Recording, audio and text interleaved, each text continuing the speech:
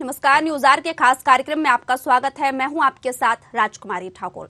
इस साल के अंत में विधानसभा चुनाव होना है और ऐसे में बीजेपी और कांग्रेस दोनों ही पार्टियों ने तैयारी तेज कर दी है। मंगलवार को दोनों पार्टी के मुख्यालयों में खासी गहमा गहमी रही। जहां बीजेपी नेता कार्य समिति की बैठक में व्यस्त रहे, तो वहीं बैठक में विधानसभा के चुनावी रोड मैप पर चर्चा की गई। प्रदेश प्रभारी मुरलीधर राव ने कहा कि 200 दिन में 200 सीट जीतने का लक्ष्य पूरा करना होगा। संगठन ने 200 दिन की कार्य योजना बनाई है और इस कार्य योजना में मंत्री, विधायक समेत सभी नेताओं का जाना अनिवार्य होगा। पदाधिकारियों को भी दिए गए काम की ऑनलाइन उपस्थिति दर्ज की जाएगी। लक्ष्य को पूरा करने पर ही मंत्री, विधायक और नेताओं का भविष्य तय होगा। वहीं पीसीसी में कमलनाथ ने बड़ी बैठक बुलाई, जिसमें आदिवासी वर्ग को लेकर मंथन किया गया है। आदिवासी कांग्रेस और सेवादल की बैठकों का कमलनाथ ने कहा कि बैठकें समय समय पर होती रहती हैं। आदिवासियों में भील, भिलाला, कोल गोंड से लेकर सबकी अलग अलग मांगे रहती हैं और कांग्रेस चुनाव के लिए चुनावी वचन पत्र भी बना रही है। मध्य प्रदेश के आदिवासियों का जो अधिकार है उसे प्राथमिकता दी जाएगी। सीएम शिवराज सिंह चौहान ने कांग्रेस की बैठक में कहा कि कांग्रेस ने पैसा एक्ट लागू क्यों नहीं किया। कांग्रेस को आदिवासियों की बात करने का हक नहीं है। कांग्रेस ने आदिवासियों के लिए कुछ भी नहीं किया है। कमलनाथ केवल वचन पत्र में लिखने का ढोंग करते हैं। बीजेपी कार्य समिति बैठक में 200 सीट जीतने का लक्ष्य, प्रदेश प्रभारी ने दिए पार्टी नेताओं को निर्देश। इसी से तय होगा नेताओं का भविष्य। महंगाई के सवाल पर सांसद ने छोड़ी कॉन्फ्रेंस। पूर्व सीएम उमा भारती भी बैठक में पहुंची। बिना बुलाए मीटिंग में शामिल हुई उमा भारती। उमा भारती नहीं है कार्य समिति सदस्य। कांग्रेस कर रही आदिवासी सम्मेलन। कार्य समिति की बैठक में व्यस्त बीजेपी नेता। कमलनाथ के बयान पर सीएम का पलटवार। कांग्रेस ने पैसा एक्ट लागू क्यों नहीं किया। कांग्रेस को आदिवासियों की बात करने का हक नहीं। कांग्रेस ने आदिवासियों के लिए कुछ भी नहीं किया। कमलनाथ कर रहे वचन पत्र में लिखने का ढोंग। कमलनाथ ने दिया शिवराज के बयान का जवाब। झूठ के अलावा कुछ नहीं। जनता और आदिवासी गवाह हैं हमने क्या क्या किया। आज हर वर्ग घूम रहा परेशान। हम अपना वचन पत्र बना रहे हैं और मध्य प्रदेश में आदिवासी बहुल प्रदेश है। इसमें उनका अधिकार बनता है कि सबसे ज्यादा प्राथमिकता हमारे आदिवासी भाइयों को मिले। देखिए, झूठ के अलावा इनके पास है कुछ नहीं। आज मैं हमेशा कहता हूँ, मध्य प्रदेश की जनता गवाह है, मध्य प्रदेश के आदिवासी गवाह है कि उन्हें क्या मिला।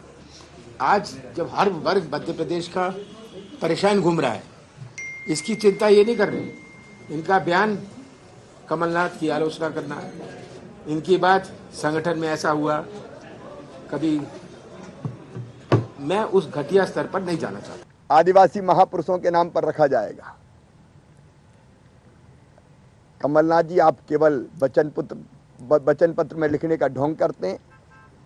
हमने रानी कमलापति जी के नाम पर रेलवे स्टेशन, टंटिया मामा का स्मारक, भीमा नायक का स्मारक, रघुनाथ साह शंकर शाह जी का स्मारक, मेडिकल कॉलेज छिंदवाड़ा का नाम, एक नहीं ऐसे अनेकों काम और नाम आदिवासी महापुरुषों के नाम पर किए हैं। एक बात का कमलनाथ जवाब दे दे। विशेष पिछड़ी जनजाति बैगा, भारिया और सहरिया की बहनों को मैं हर महीने 1000 रुपया देता था, मतलब बीजेपी की सरकार देती थी। आपने 15 महीने में जब आपकी सरकार रही वो पैसा बंद क्यों किया? तो आपको बता दें कि विधानसभा चुनाव में दोनों ही पार्टियां जुट चुके हैं। इस बीच दोनों अपने अलग अलग मुद्दों को उठा रहे हैं। बात की जाए बीजेपी की, तो कार्य समिति की बैठक हुई, जिसमें यहां पर तमाम नेताओं को निर्देश दिए गए और इसी निर्देशों के आधार पर नेताओं का भविष्य तय होगा, या फिर यूं कहें कि विधानसभा चुनाव में इन्हीं नेताओं को टिकट दी जाएगी, दावेदारी पेश की जाएगी। महंगाई के सवाल पर यहाँ पर कॉन्फ्रेंस भी हुई, जहां कई मुद्दों को लेकर बातचीत हुई। पूर्व सीएम उमा भारती भी बैठक में मौजूद रही और मीटिंग में शामिल हुए। हालांकि यहाँ पर बात ये भी कही जा रही है कि उमा भारती को बुलाया नहीं गया। कार्य समिति सदस्य कांग्रेस आदिवासी सम्मेलन कार्य समिति की बैठक में व्यस्त रहे, जिस पर बीजेपी ने पलटवार किया है। बीजेपी ने कहा कि आखिरकार कांग्रेस ने आदिवासियों के लिए किया ही क्या है, सारी योजनाएं और विकास जो है बीजेपी ने किया है। वहीं दूसरी तरफ बात की जाए कांग्रेस की, तो कमलनाथ का कहना है कि कमलनाथ ने आदिवासियों का उद्धार किया है। बीजेपी हमेशा से ही आदिवासियों पर अत्याचार करती आई है, कोई भी विकास का कार्य बीजेपी ने नहीं किया है। वहीं अगर आदिवासियों की बात ली जाए तो कितना विकास आदिवासी क्षेत्रों में बीजेपी के रहते हुआ है, ये तो आने वाला समय ही बताएगा। लेकिन फिलहाल विधानसभा चुनाव को लेकर यहाँ पर दोनों ही पार्टियों ने कमर कस ली है। देखिए, पिछले विधानसभा चुनाव की तैयारी की बात की जाए तो यहाँ पर पिछले विधानसभा चुनाव में कई महत्वपूर्ण मुद्दों को उठाया गया था। इस बार मुद्दे कई हैं, अब आने वाला समय बताएगा। और फिलहाल स्थिति ये बनी हुई है कि आखिरकार कांग्रेस किन किन मुद्दों को उठाती हुई नजर आती है। बेरोजगारी से लेकर, रोजगार से लेकर और महंगाई के साथ साथ यहाँ पर किस तरह से अन्य मुद्दों को कांग्रेस उठाती नजर आती है। दूसरी तरफ आपको बता दें कि विधानसभा चुनाव में मुद्दों को प्राथमिकता के तौर पर जनता चुनकर लाती है, लेकिन मुद्दों को नेताओं को उठाना भी उतना ही जरूरी हो जाता है जितना विधानसभा चुनाव में जनता का नेताओं को वोट देना। जगह जगह हर क्षेत्र में नेता जाते हैं, लेकिन किन किन मुद्दों को उठाते हैं ये नेताओं पर ही निर्भर करता है और जनता को किस क्षेत्र में किस मुद्दे की जरूरत है, किन विकास की योजनाओं की जरूरत है, ये भी यहाँ पर वही तय करते हैं। विधानसभा चुनाव में अलग अलग मुद्दों को लेकर यहाँ पर तमाम पार्टियां बैठक करती हुई नजर आती हैं। जहां बात की जाए बीजेपी की तो अलग से विकास यात्रा निकाली जा रही है। वहीं ओवरऑल बात की जाए कांग्रेस पार्टी की तो कांग्रेस पार्टी यहाँ भारत जोड़ो यात्रा को लेकर सुर्खियों में बनी हुई है। अब कितना असर विधानसभा में और लोकसभा में इसका पड़ता हुआ नजर आता है ये तो खैर आने वाला समय ही बताएगा, लेकिन इसका असर तमाम उन लोगों पर पड़ रहा है जो वाकई में अपने विकास के कामों से या फिर विकास से वंचित हैं, जिन्हें चाहिए कि वाकई में उनके क्षेत्र में विकास हो। और ऐसे तमाम विकास के वादों को लेकर बीजेपी और कांग्रेस एक बार फिर विधानसभा चुनाव में उतरेगी। कांग्रेस के अलग अलग मुद्दे होंगे तो वही बीजेपी के जो मुद्दे हैं उनको ही विकास देने की कोशिश की जाएगी।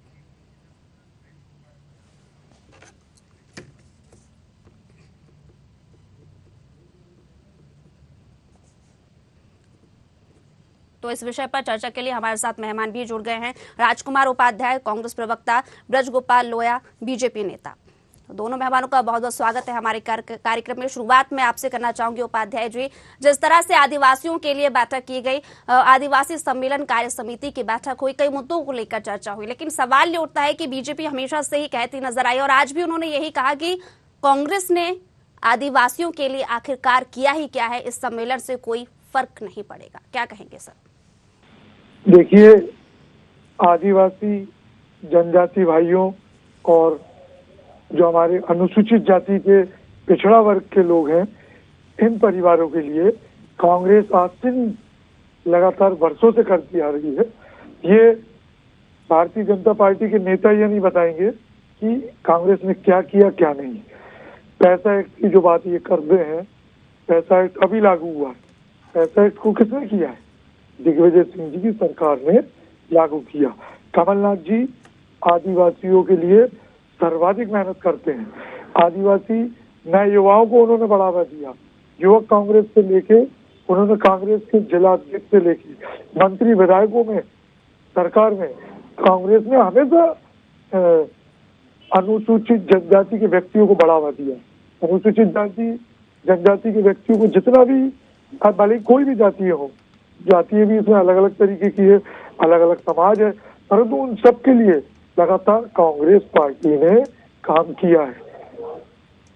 जी ठीक है, तो वही अगर बात की जाए यहाँ उपाध्याय जी, देखिए जरूरी तो ये हो जाता है कि यहाँ पर किस तरह से विकास हुआ है, लेकिन महत्वपूर्ण इसलिए कि बीजेपी ने काम तो किए हैं, लेकिन अब सवाल ये उठता है कि आखिरकार जो आज बैठक हुई है उसमें आगे की रणनीति जो लागू की गई उसमें ये कहा गया है कि कुछ निर्देश दिए गए हैं तमाम नेताओं को और इन निर्देशों के आधार पर ही आने वाले समय में उन नेताओं का भविष्य तय होगा। उस पर क्या कहेंगे? देखिए, पार्टियों में निर्देश तो हमेशा जारी होते हैं जी, उसका पालन भी करना रहता है और कमलनाथ जी जैसा नेतृत्व जो है वो वर्किंग पे ज्यादा ध्यान देते हैं। ठीक। वो हवा में काम नहीं करना चाहते। वो कांग्रेस में अगर उन्होंने किसी को दायित्व दिया है तो उस दायित्व का फीडबैक भी लेते हैं। सर, ठीक है। लोया जी, आज की बैठक में किन मुद्दों पर चर्चा हुई और अहम किस तरह से कि निर्देशों के आधार पर ही आगे का भविष्य बीजेपी नेताओं का तय होगा?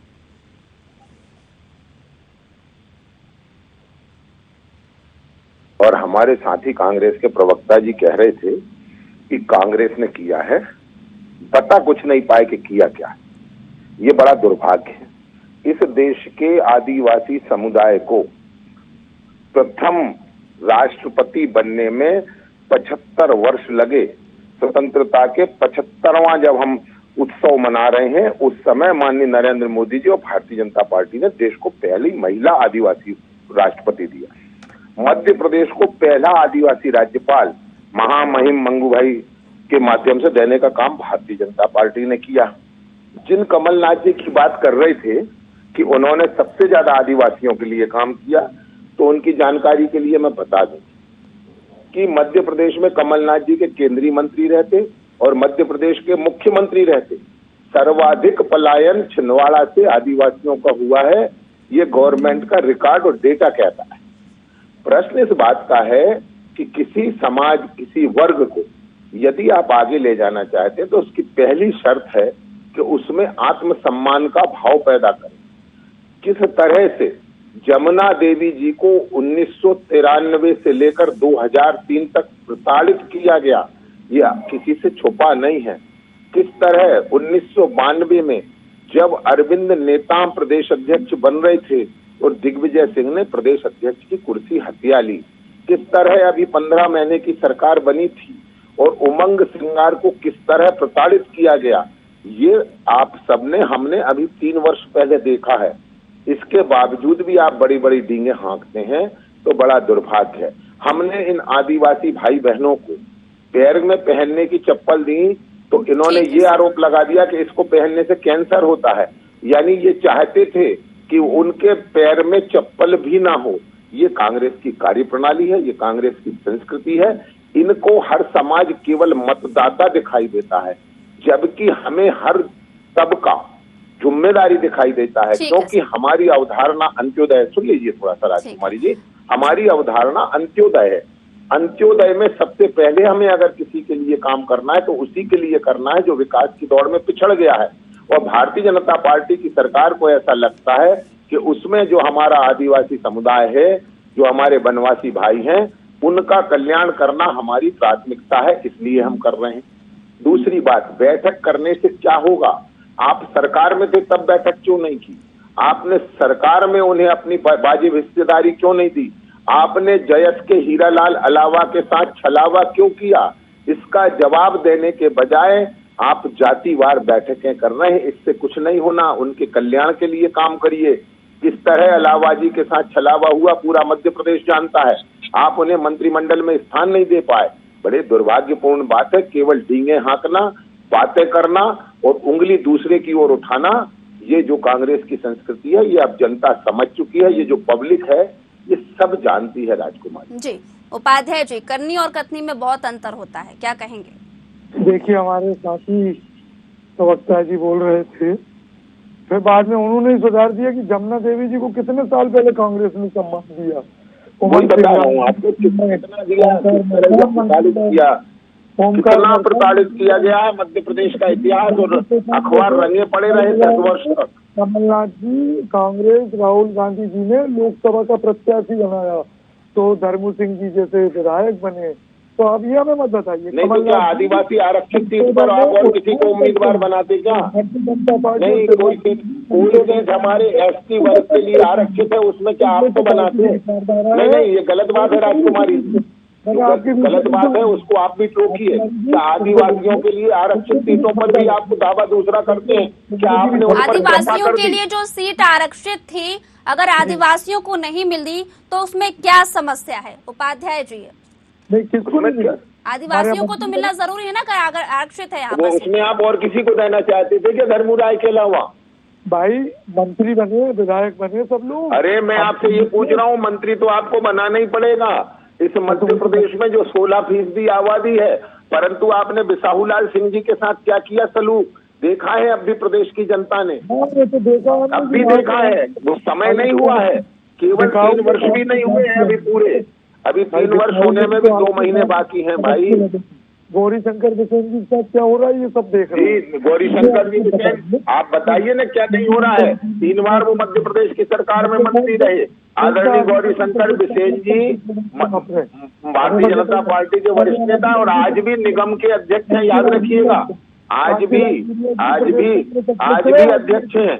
कांतिलाल भूरिया जी को बनाएंगे क्या मुख्यमंत्री, बताए ना। अरे आपसे पूछ रहे ना, आप हमेशा उनको प्रचारित करते हैं। आपके यहाँ तो होता ये है कि मेहनत कोई करता है और अंडा कोई खाता है, ये बड़ा दुर्भाग्यपूर्ण है। चलिए ठीक है, दोनों को रोकना चाहूंगी। वरिष्ठ पत्रकार डॉक्टर राहुल रंजन जी भी हमारे साथ जुड़ गए। बहुत बहुत स्वागत है सर आपका कार्यक्रम में।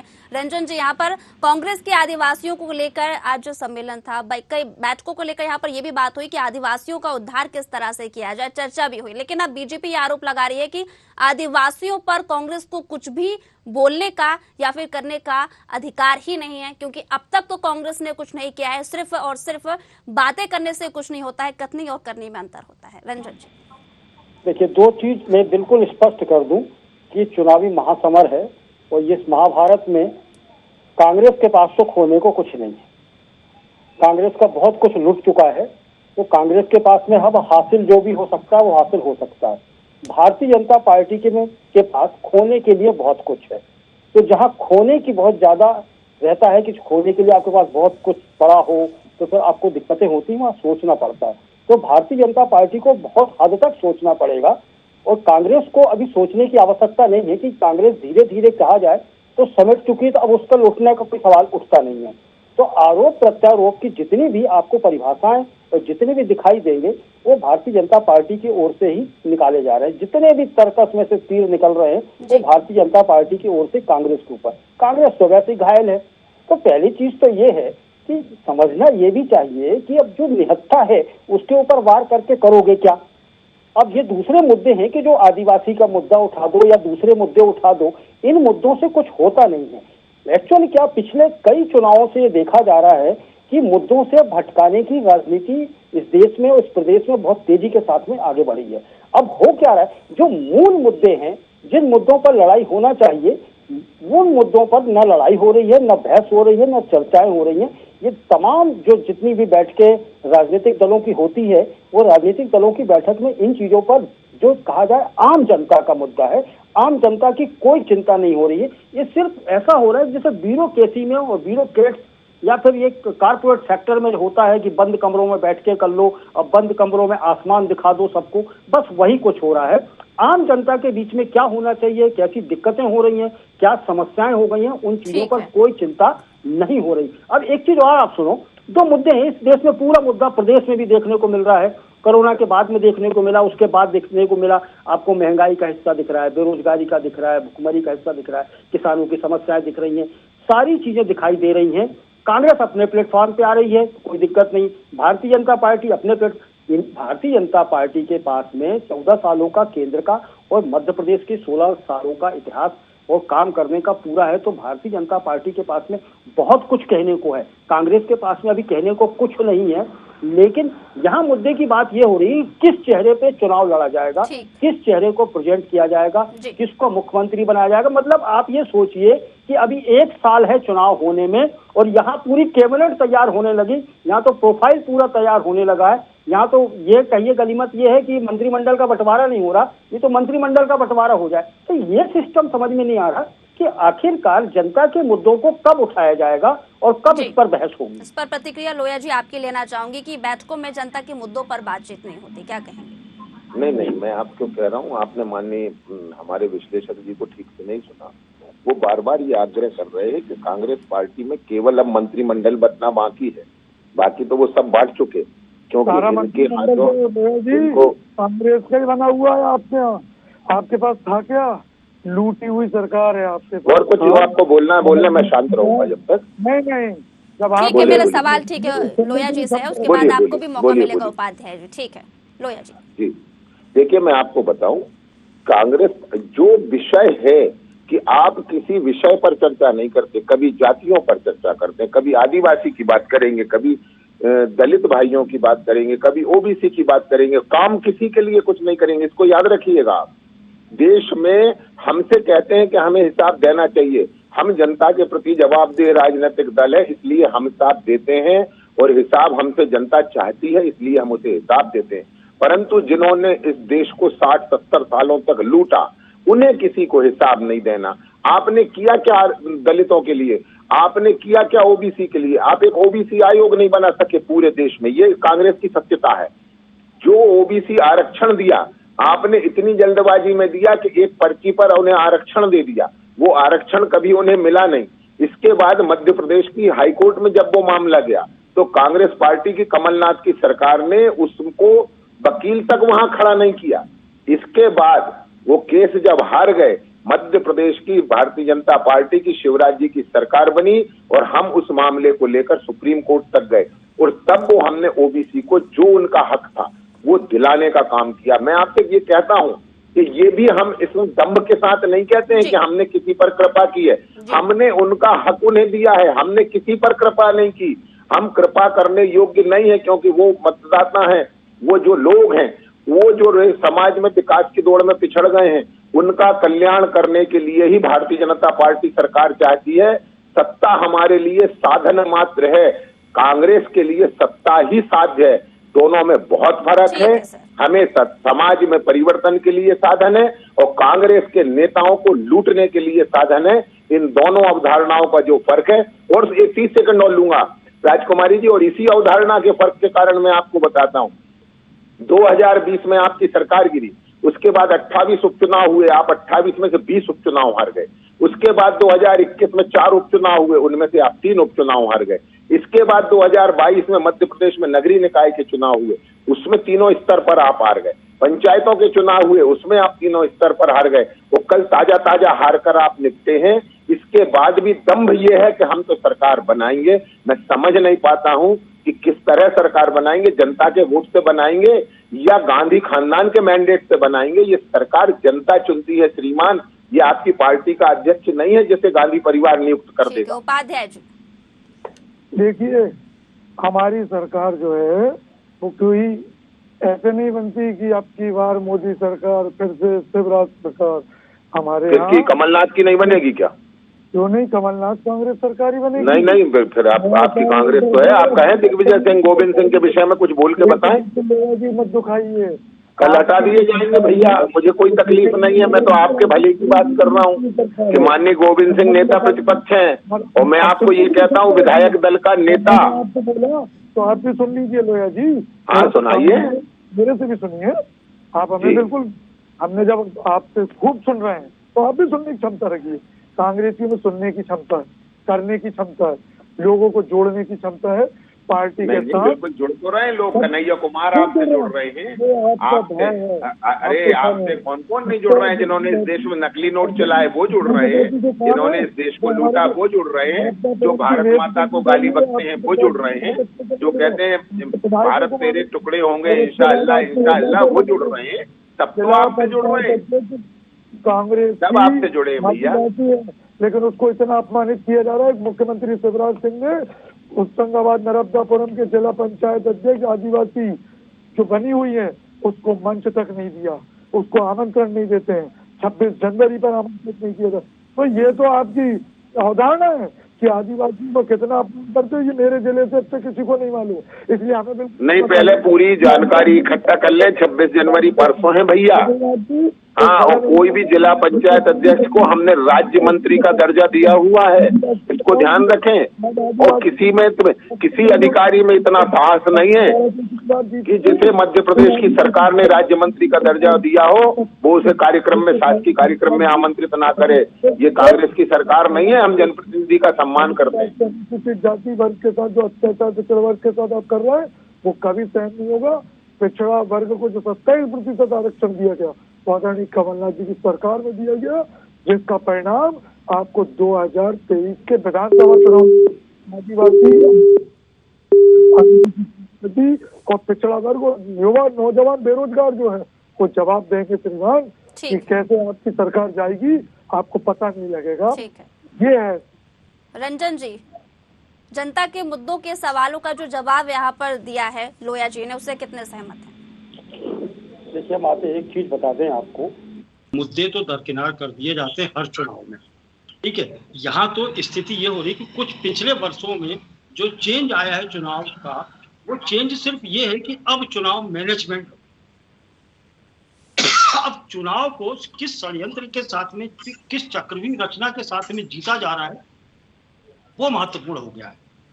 और उसमें भारतीय जनता पार्टी बहुत आगे निकल चुकी है। और भारतीय जनता पार्टी के पास में इस सोशल मीडिया का प्लेटफॉर्म इतना तगड़ा है और मैनेजमेंट इतना पुख्ता हो चुका है कि कांग्रेस उसके सामने अब कुछ बचती नहीं है। तो एक दिक्कत ये आ रही है, तो अब आप ये समझिए कि अब जनता के बीच में चुनाव नहीं लड़ा जा रहा, अब चुनाव लड़ा जा रहा है मैनेजमेंट तरीके से। एक जमाने में आपको याद होगा कि जब दिग्विजय सिंह मुख्यमंत्री थे, तब ये आरोप लगाया गया था कि दिग्विजय सिंह मैनेजमेंट के बहुत बड़े मास्टर हैं और चुनावी मैनेजमेंट में उनका कोई तोड़ नहीं है। ये शब्द वहां से निकल के आया था मध्य प्रदेश की राजनीति में। अब उसी चीज को यदि आप कह दें तो भारतीय जनता पार्टी ने उस मैनेजमेंट को इतने तगड़े से पकड़ लिया है कि अब जनता के बीच में जाने की जरूरत नहीं है। कोसों दूर किसी भी कोने में प्रदेश के व्यक्ति बैठा हो, आप ये देख लीजिए कि उससे मुख्यमंत्री भी बात कर लेता, उससे कलेक्टर भी बात कर लेता, उससे मंत्री भी बात कर लेता। तो अब आश्वासन मोबाइल आश्वासन हो चुका है। इसमें आप कुछ भी कह सकते हो कि किसकी सरकार बनेगी और कौन सरकार बना चाहते हैं। रंजन जी, जी बिल्कुल सही कहा सर ने। चक्रव्यूह और षड्यंत्र की राजनीति भारतीय जनता पार्टी करती, मैं सहमत हूँ इनकी बात से, बहुत सही बात कही है। उसका उदाहरण मैं हूँ कि मेरा ट्विटर अकाउंट 1 दिसंबर से बंद कर दिया गया है। हमारे सोशल मीडिया के फॉलोअर कम करे जाते हैं। बिल्कुल आपने सही कहा सर कि चक्रव्यूह और षड्यंत्र में, सोशल में भारतीय जनता पार्टी बहुत आगे निकल गई है। कांग्रेस ने कभी इस प्रकार की लोकतंत्र की हत्या न करी है, न करने का प्रयास करते हैं। वो तो स्वच्छ लोकतंत्र, स्वस्थ लोकतंत्र की सरकार देने का वादा करते हैं। यही राहुल गांधी जी और कमलनाथ जी का संकल्प और सरकार का सपना है। ठीक है, रंजन जी आखिरी प्रतिक्रिया। ना भारतीय जनता पार्टी के ऊपर कोई बात कर रहा हूँ, टीका टिप्पणी है, ना आरोप है, ना कांग्रेस के ऊपर। ये चुनावी मैनेजमेंट की बात कर रहा हूँ कि चुनावी मैनेजमेंट अब इसी तरीके का, कांग्रेस ने भी एक परिपाटी बहुत पहले डाली थी सॉरी, चुनाव को किस तरीके से मैनेज किया जाता है। भारतीय जनता पार्टी ने वहां से सीखा और उसमें प्लस किया। अब भारतीय जनता पार्टी इतनी चतुर हो चुकी है कि कांग्रेस का जो मैनेजमेंट है दिखाई नहीं पड़ता। दिक्कत यहाँ हो गई। तो अब जिसके पास में सत्ता बढ़ती चली जाएगी और प्रदेशों में जिसका सरकारें बनती चली जाएंगी, तो धीरे धीरे मजबूत होता जाएगा। ये बिल्कुल तय हो रहा है। तो भारतीय जनता पार्टी की आज पूरे देश में आप देखा जाए तो 75% लगभग भारतीय जनता पार्टी की सरकारें हैं। अब स्थिति ये होती कि कांग्रेस के पास में लीडरशिप बची नहीं। कांग्रेस धीरे धीरे हत्या पे जाते जाते चली गई, मनोबल गिरा। अब मनोबल जहाँ गिरेगा तो वहाँ हताशा की बात होगी। तो ये चीजें हैं। तो मनोबल कहाँ गिरता नजर आ रहा है यहाँ पे रंजन जी? भारत जोड़ो यात्रा को लेकर तो यहाँ पर मनोबल बढ़ता हुआ नजर आ रहा है कांग्रेस का। नहीं, वो वही तो दिक्कत हो रही है, वही दिक्कत है।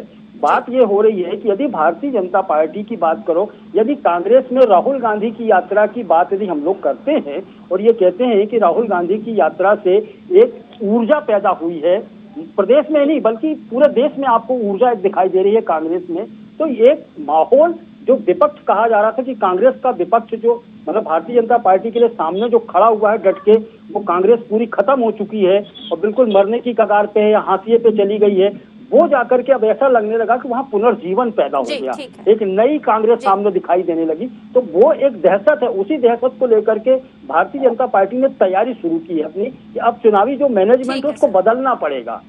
तो ये दिक्कत तो है राहुल गांधी की भारत जोड़ो यात्रा के साथ में, नहीं तो चर्चा ही नहीं होनी थी। राहुल गांधी यदि निकल रहे हैं देश की यात्रा पे, पैदल यात्रा कर रहे हैं, तो उसको राजनीति से जोड़ के मत देखो, तो बात ही खत्म हो जाती है कि चुनावी यात्रा है ही नहीं।